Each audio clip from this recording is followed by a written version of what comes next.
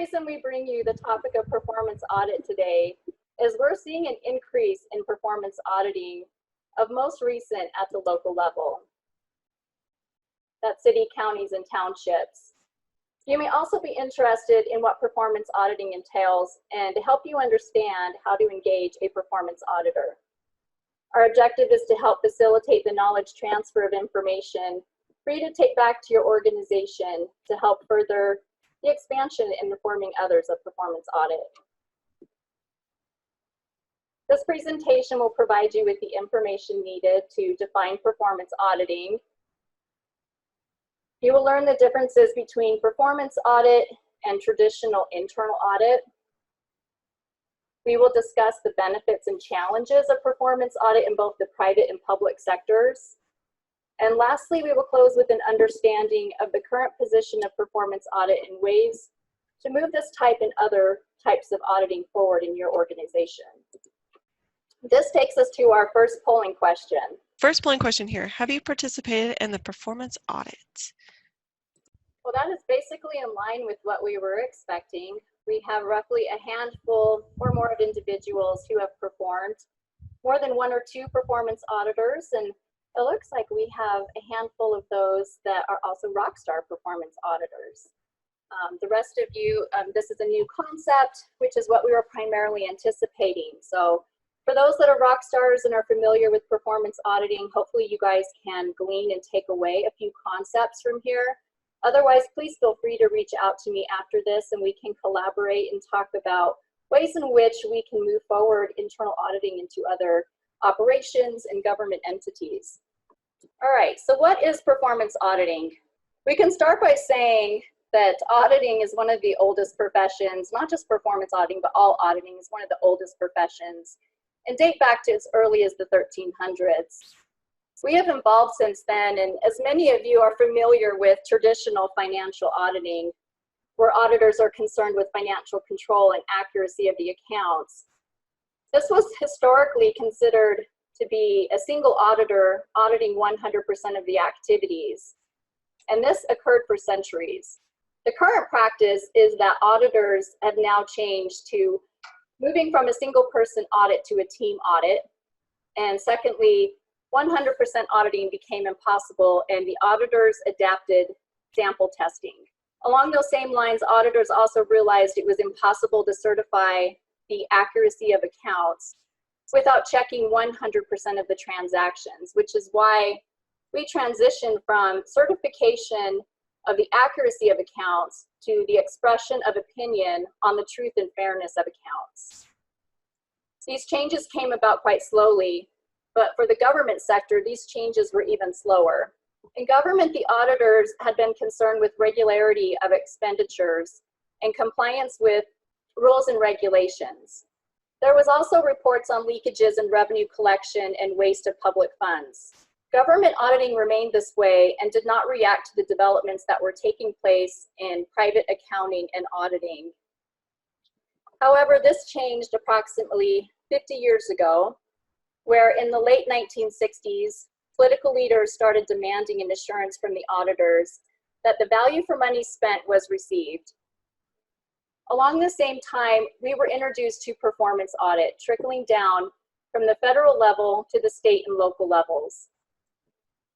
Performance auditing is an independent examination of the efficiency and effectiveness of government undertakings, their programs or operations, with due regard to economy and the aim of leading to improvements.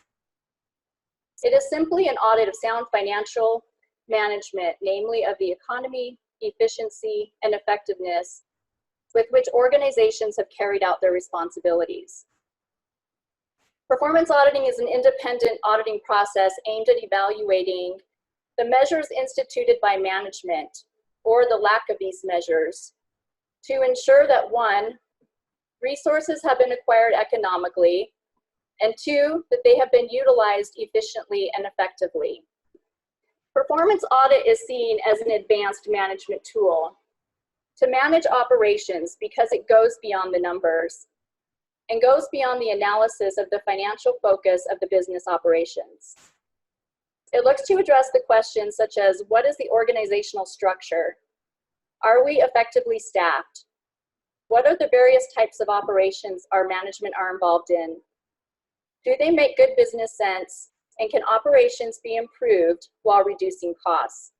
Making it more than a technical tool for auditing of the books, it's an audit with more ambitious objectives and goals that transition audit with a mode of investigation aimed at establishing whether and at what cost and to what degree the policies, programs, and projects of government are working. The services that we review run the margins of what we look at within government and range from public safety and public works, such as the efficiency and effectiveness of snow removal, to economic development, such as the accountability and transparency of local business assistance and neighborhood revitalization projects. It is clear that policymakers, executive management, and governing boards want and need strong performance audit, although at times they may not know the term performance audit and have heard it many different ways, such as operational auditing, comprehensive auditing, value for money, management auditing, and business transformation. Basically, it's an integrated audit that includes financial auditing, compliance, operational audit procedures, and management reviews. We report on whether economy, efficiency, and effectiveness has been achieved in the use of public or operational funds through a review of managerial aspects like the organization's objectives, policies, structure, internal controls, systems, and other activities. As mentioned in the beginning, the stage has been set, and as you probably already know, that citizens are the primary indication of a performance audit being initiated. The level of legal authority and operational standing directly correlates to the effectiveness of a performance audit function. Kind of mixing these two concepts is we're talking about the keys to success of government performance auditing, one of which is the citizens' approach. We are finding that more and more audits are coming about because the citizen is getting more involved and engaged within the government activities.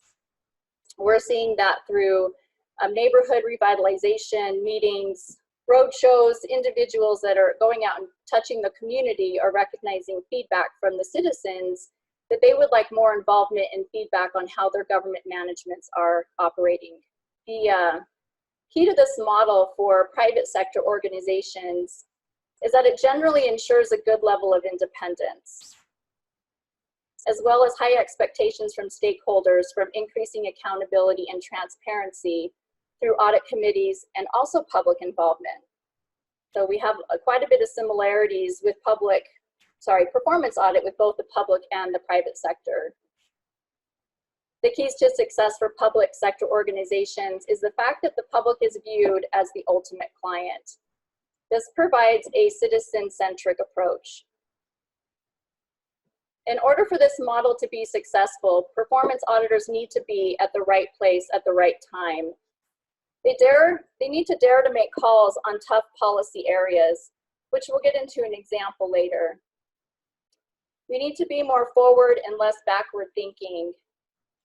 And we need to write reports that can be easily digested with a citizen-centric focus, noting what works and best practices along with areas for improvement. So this brings me to audit personnel and what we need.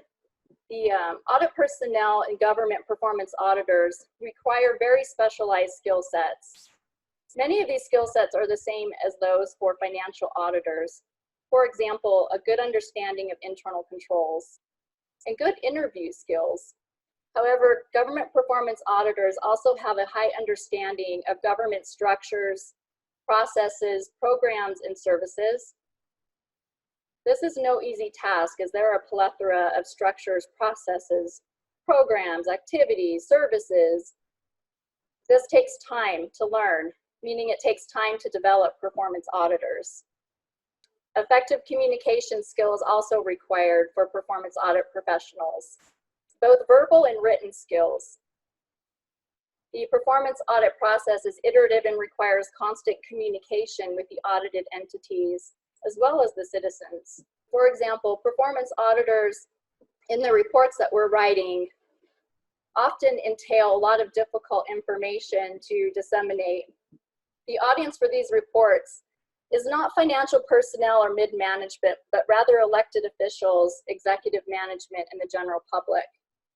These folks do not have the time to digest complex, poorly organized audit reports written with acronyms and references to technical standards. Instead, performance audits are typically written almost as stories that are well organized using headers, call-out boxes, pictures, and graphics to demonstrate key points. We also like to include historical pieces about how a program or policy came into existence to increase interest and to place issues into context. This moves us into the performance audit standards, where I will now discuss the nuts and bolts of performance auditing. One of the two primary standards for performance audits is the Generally Accepted Government Auditing Standards, or GAGAS, otherwise known as the Yellow Book, which was first issued in 1972. This defines the requirement that audit functions maintain independence. Additionally, within the standards, the definition of performance audit is broadly scoped. Just summarized here is the audit objectives for performance audits focus on program effectiveness, economy, and efficiency components. You will hear that a lot throughout this presentation, and when I will just start to equate it as the 3 E's, economy, efficiency, and effectiveness equals 3E. So you may see that in the presentation or hear it truncated in that regard. So the objectives that we normally are looking for are assessing the extent to which legislative, regulatory, or organizational goals and objectives are being achieved.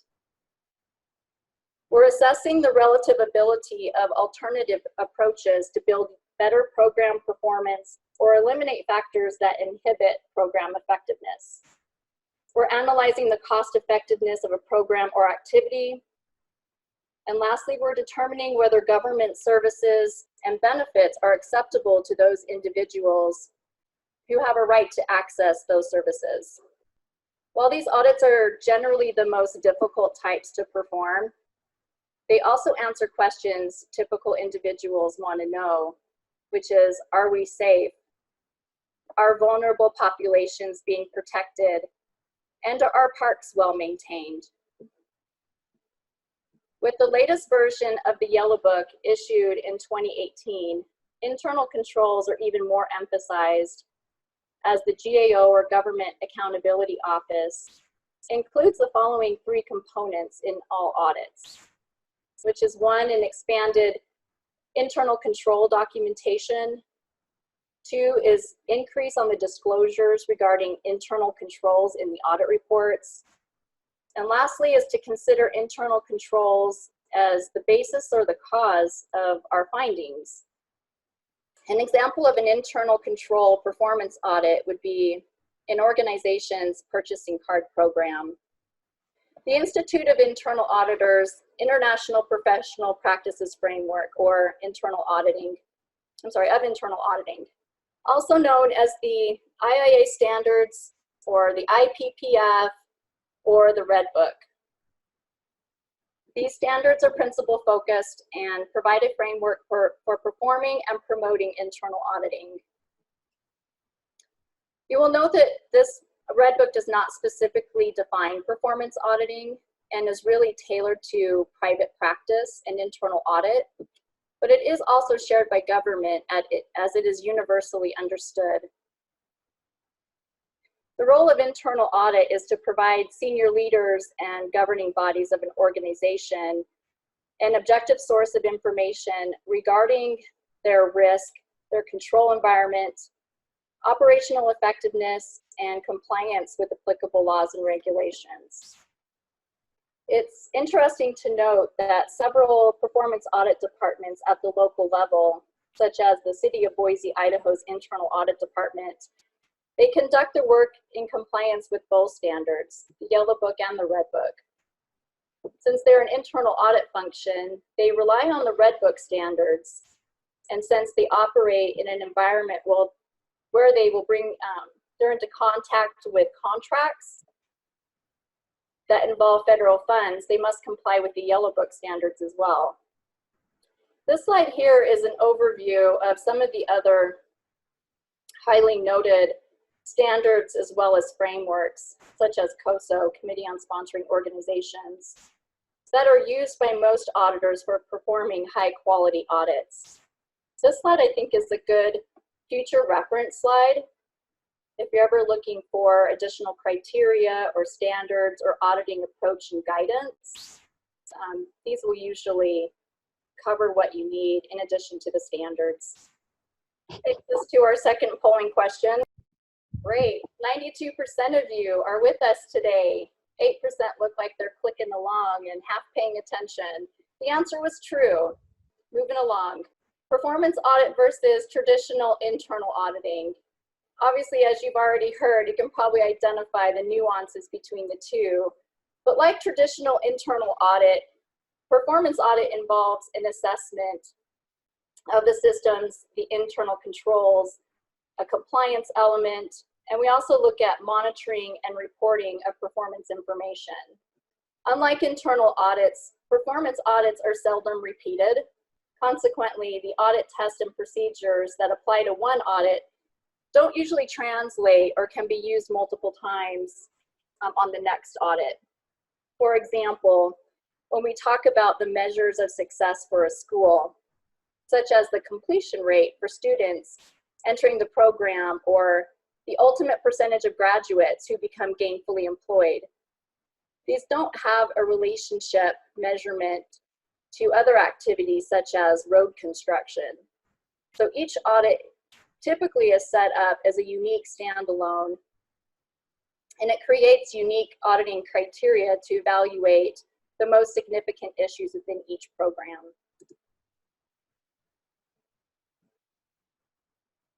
Performance auditing is an important building block that provides our government and businesses with an avenue of demonstrating to the public and stakeholders whether it has fulfilled its responsibilities with regard to the accountability of resources.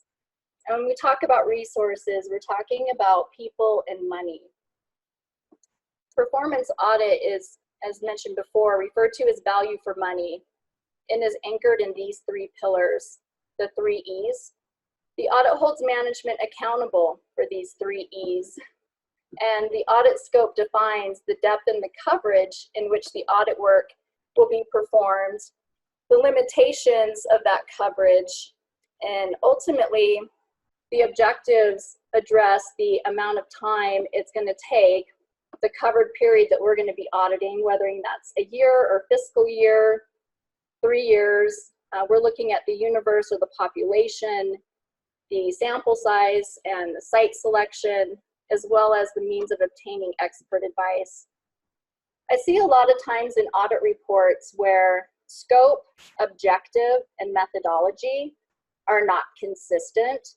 So if what I just said with regards to scope and objectives does not meet your audit department or your organization's definitions, by all means, follow what your organization follows. But the scope generally is the area, the period, and the population that you're going to be auditing. The objectives are what's the intended outcome of the audit, what are you looking for? And the methods are the means in which you're going to execute your audit, whether that's benchmarking, interviewing, reviewing certain data, policies and procedures, etc. So how do we determine whether management is operating economically, efficiently, and effectively? A typical performance audit would address all three E's in the engagement through their objectives. The first one being to determine whether resources are acquired at the right quality, in the right quantity, and at the right time and place at the lowest possible cost. Secondly, to determine the optimal relationship between output of services or other results and the resources used to produce them. Or said another way, how much effort or input is needed to produce one output or service. Lastly, to determine whether policy objectives, operational goals, and other intended effects have been achieved. In addition to the three objectives to address the 3 E's, the audit's primary objective through an independent assessment is threefold. First, it is to confirm that adequate measures are in place to report on the results of the 3 E's. We commonly see these in monitoring reports and operational results. And secondly, to determine whether the stated standards for the 3 E's are achieved. We're also looking to the audit to provide information on whether the measures are adequate or inadequate. And lastly, we would identify and explain the effect or the impact on the program operation or the activities. As auditors, we evaluate the performance of public and privately held operations and often recommend they establish performance measures to improve management oversight and operations. As such, it makes sense for auditors to start with management's performance measures and the monitoring of those measures. Measures typically fall into the following categories as shown on this slide: policy or policy making, planning, organizing, communicating, and monitoring. An example is provided here where management at the city council level is responsible to put measures in place to ensure and ultimately assess that garbage is removed on a weekly basis to maintain the healthy environment. These measures might include the timely recruitment of sufficient staff, procurement of vehicles and garbage bins, maintaining the vehicles and performance, regularly performing inspections to monitor the garbage is being removed weekly from each home. It's important to note that operationally as well as in government, before you start measuring performance, you would first want to conduct a baseline review or benchmarking to determine where you currently are operating at and where you would like to grow or what your goal is. So in addition to looking at the validity of the performance measures and establishing a baseline prior to implementation, the audit would look at whether the measures indicate real performance. In the event management's measures are not adequate, which is quite rare as management really understands their processes, and they are the key resources to understanding the operations being audited. But in the event the measures are inadequate, we look to identify the cause or root causes that resulted in ineffective, inefficient, and uneconomical processes or activities. Specifically, we'd be looking to determine the cause for the variance from the intended outcome or criteria. The auditor's job is to determine what is responsible for the variances in efficiency from the standard or average. As mentioned before, the scope of the performance audit also includes the assessment of the 3 E's along with the impact. So this is more of a encapsulation of those slides. In addition to identifying the cause of the failure or inadequate measures, it's important to assess the impact or effect, which we call impact evaluation. We provide recommendations for corrective measures. An impact evaluation, it may be a new concept for some of you, so I think I'll stop here for a second and explain what an impact evaluation assessment is. And basically, it's assessing the impact of the inadequate management measures on the service delivery. So back to the garbage truck removal example. If garbage removal did not always take place, a health risk to the community would result. So the impact is the result of something not happening, which in that case was pretty easy. Our impact evaluations will assess the changes that can be attributed to a project, program, or policy, both the intended ones as well as the unintended ones. And it seeks to answer the question of how effective a program is at achieving goals. This takes us into the difference of performance audits from other audits. And this slide is primarily focused on financial statement audit, as you can see through the GAGAS government financial statement standards. A performance audit is very different from the routine financial and accountability audits that governments conduct each year. For one, these audits do not require the auditor to obtain a written assertion or written representations from the responsible party. You can find more on that in the GAGAS 8.14. And as you may already know, financial audits seek to express an independent opinion on the truth and fairness of an organization's financial accounts. And they check compliance with relevant accounting standards. These audits focus on agency compliance with laws and regulations and the tracking of public money to make sure taxpayer dollars can be accounted for. The primary difference between performance audits and other types of audits is that performance audits rely more on professional judgment and risks. Public policy and effective management practices are not black and white.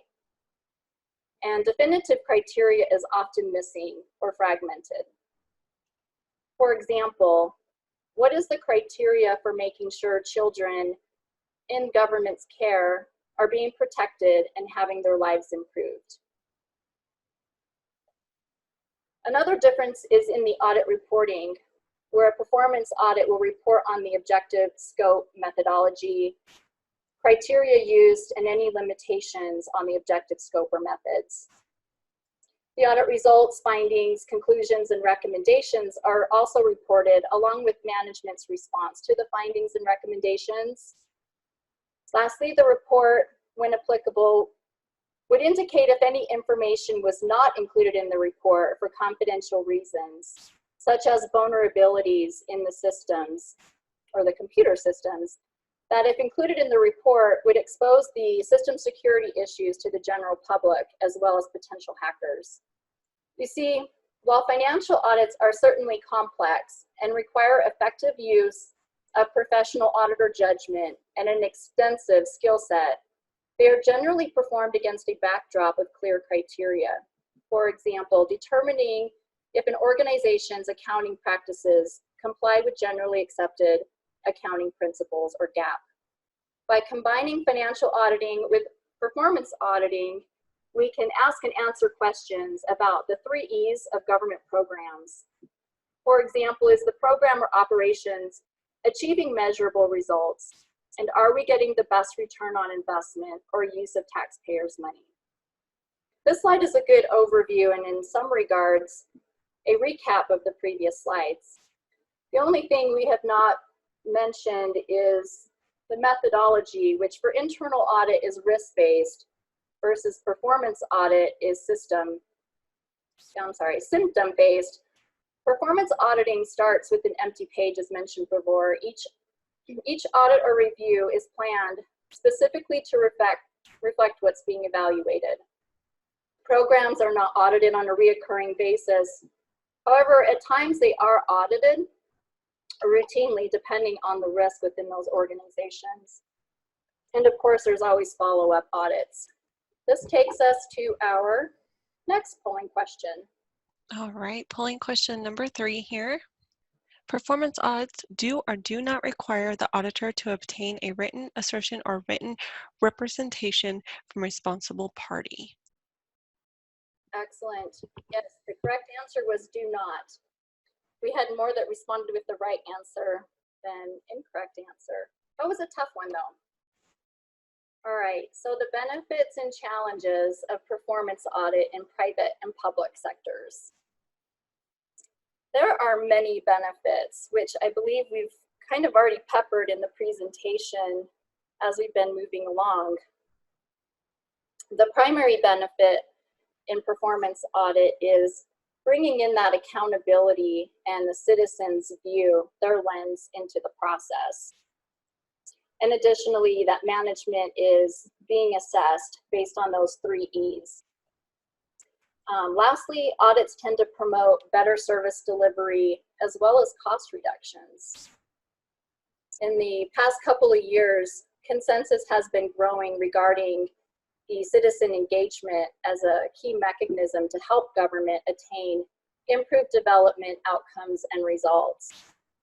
That general agreement has spread across public sector institutions all over the world. Recently, I was asked to sit on the International Public Sector Committee for the Institute of Internal Auditors, where we met internationally. It was more convenient for us to meet stateside than internationally.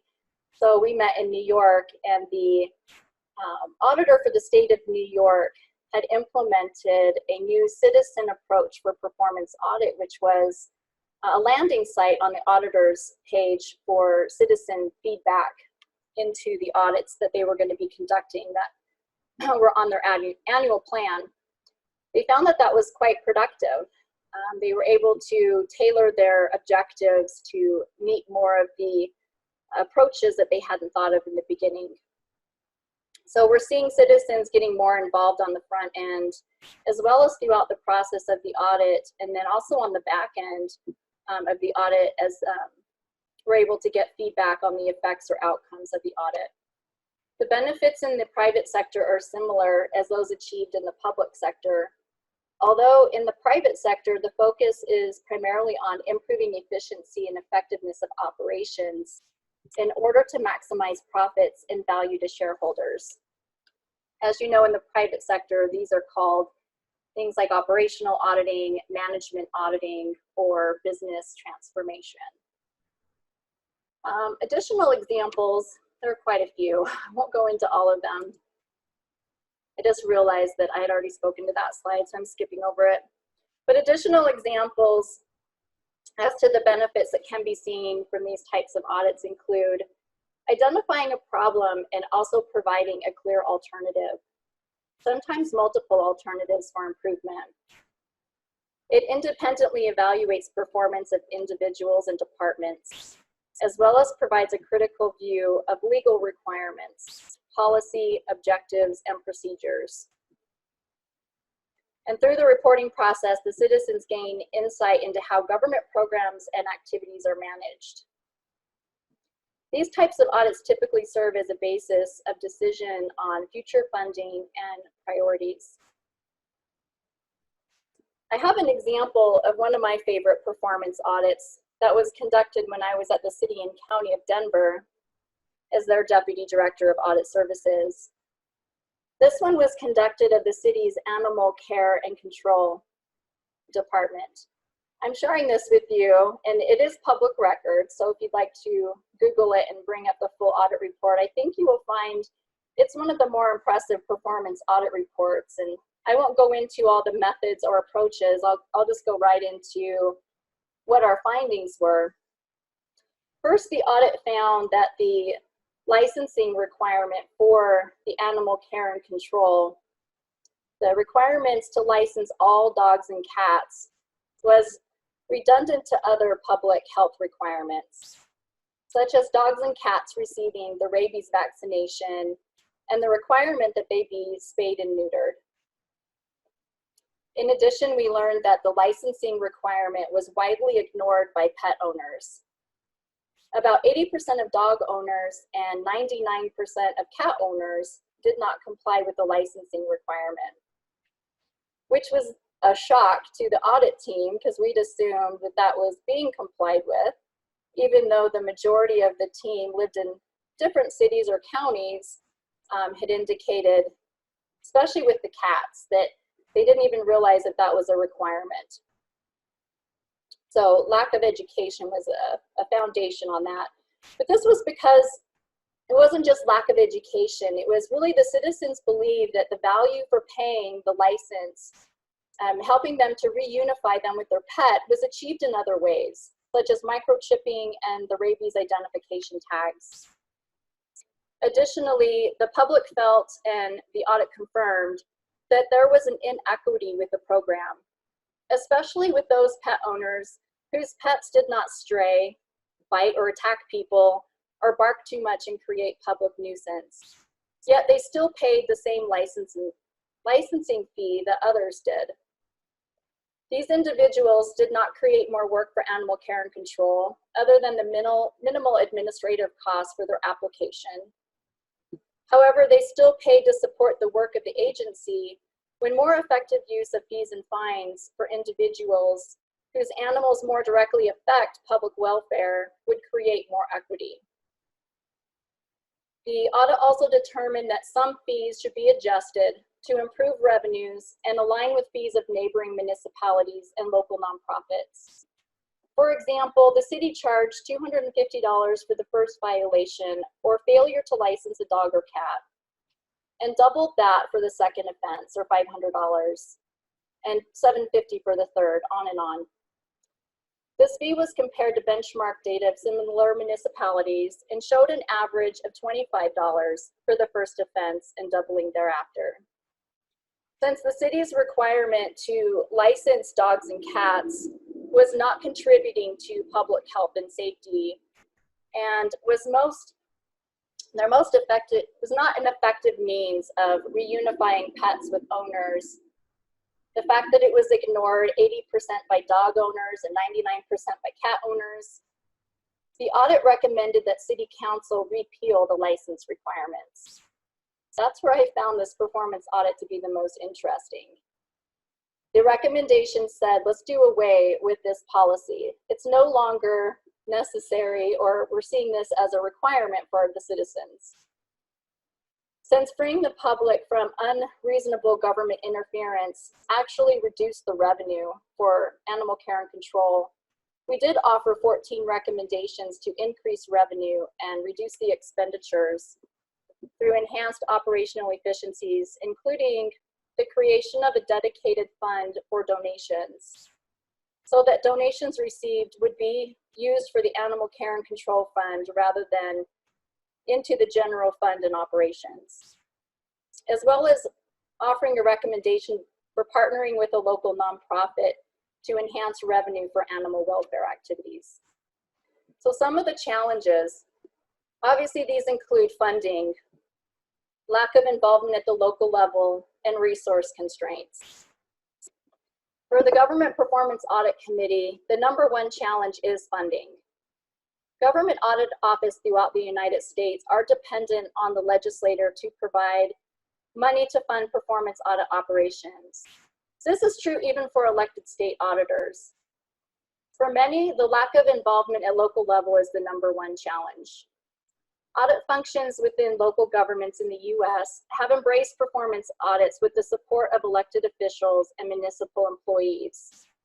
Despite the fact that performance audits are important to effective government in the public sector as annual external audits of financial statements, many audit functions within local governments are still conducting few or no performance audits. Another challenge is the resource constraints. The general practice in performance auditing is to recruit professionals with a college degree. Separate staffs are hired for both performance and financial audits. Performance audits are not expected to conduct financial audits and vice versa. And there's no formula for establishing how many performance auditors should be hired for an organization of a given size.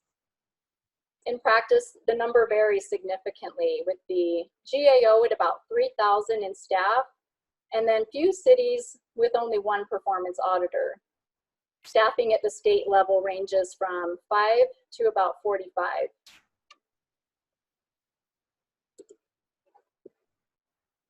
Additional challenges include the identification of some programs' outcomes, which can be inherently difficult to measure. For example, programs designed to address foreign policy objectives might fall into this category. Managers are more likely to manage against outputs rather than outcomes. This is because output data is collected and reported more frequently, and outputs are typically correspond to activities and functions being directly controlled as opposed to focusing on results. Nevertheless, outputs should help track a program's progress towards reaching its outcomes. That leads us to the second bullet, objectives. Objectives, goals, and strategic plans at the national, state, local level may not align with department, organizations, or programs. So that's typically our first finding in an audit, is recognizing that the mission, vision, and objective at the local level does not align at the next level, whether that's state or federal. Lastly is the budgetary issues can also arise when the program has multiple purposes and funding can be used for a range of activities. Also, the inadequacy of funding. As we continue through the challenges, all public sector organizations are required to be transparent and responsive as well as accountable for their activities. The challenge for corporate governance is how to deal with and ensure proper accountability for the provision of services that involve both public and private sector, or also called public-private partnerships, or P3 for service delivery. In such arrangements where there is joint responsibility for overseeing and implementing programs involving such public and private sector organizations, it becomes a challenge to build a robust governance framework, establish appropriate accountability and reporting arrangements, and clearly define roles and responsibilities for the participants. This takes us to our next polling question. All right, next polling question here is true or false. Lack of involvement at local level is an example of public sector challenges. Great, yes, the answer is true. Thank you. All right, so getting to the end here. The current position and way forward, this is to continue with the challenges from the previous slides.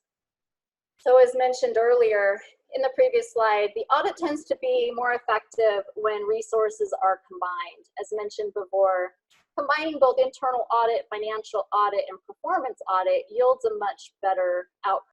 But more often than not, this also tends to pose problems, such as the alignment and staffing of the applicable resources. Additionally, there's a challenge with the lack of cross-training with the auditors to perform both performance audit, internal audit, or even the financial audit aspects of an engagement. Lastly, internal or department-wide guidance is lacking to align the standards for both internal audit and performance audit. As I wrap up, I want to remind you that performance auditing is a value-added proposition, providing a service that very few other entities can perform, in small part because organizations lack the proper skill set to perform this type of analysis.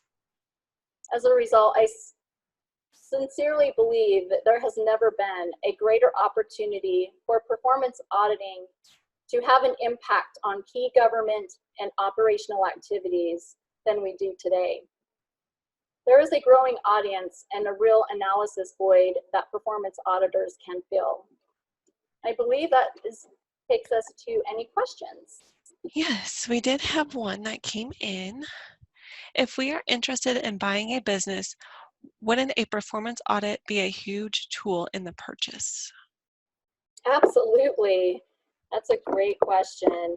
Performance audit, especially when it's in collaboration with an internal audit and financial audit, you're going to get the best view and look at the business that you're looking to purchase. You're going to get all aspects of financial sound, operational soundness, and internal controls. You're going to see a lot bigger picture and outcome than you would without having those layers. So yes, it's a good question. And I've actually never done one of those before, performance audit of acquiring a new business, but it makes sense. All right. How does a performance audit differ from the classic internal audit? There are a lot of crossovers between the two with regards to even just the approach with planning, field work, and report writing. Performance audit takes the internal audit process and bakes that into their audit, and it takes the internal controls piece, the key internal controls over the operations for operational effectiveness. It's also taking the internal controls over financial operations to ensure the financial integrity. The performance audit will, like I'm saying, take those internal audit components, but expand on that and look at it from operational improvement. So at an internal control perspective, if a control is broken, you would recommend how to fix that. Ultimately, you would want to know, how are the operations operating? Are they meeting the intended objectives? If not, what is the impact of the objectives not being met? And how could those objectives be met? What would it look like if different performance measures were in place, different operational methods were in place? Looking at a lot of different methods and approaches. So in some regard, they're the same. They encapsulate some of the same processes and methods, and in the end, they're entirely different. The way we identify findings is a performance audit, as well as looking at the cause, condition, criteria, effect, and then providing that recommendation for implementation. It's a little bit different as well. That's a good question. The Institute of Internal Auditors has a guide. I think it's on their website or out on the Institute of Internal Auditor.org website. It's an orange book, basically a cross connection between internal audit and performance audit. Red book versus yellow book, showing you where the nuances and the differences are. So if you want to get more technical with it, I would recommend you go out to that resource and tool. All right, that is the last question that came in. If anyone else does have a question, you can use the chat feature or the Q&A box located on your menu. While we're waiting for a few questions, as you can see on your screen, we have a list of all of our upcoming June webinars, and you can visit our website to sign up for those. Once again, CPE credit will be issued within 10 to 14 days after this session, and it will be sent to you via email. All right, Audrey, I don't see any other questions coming through, so thank you so much for your presentation today, and thank you everyone for joining. Thank you. Have a good day, guys.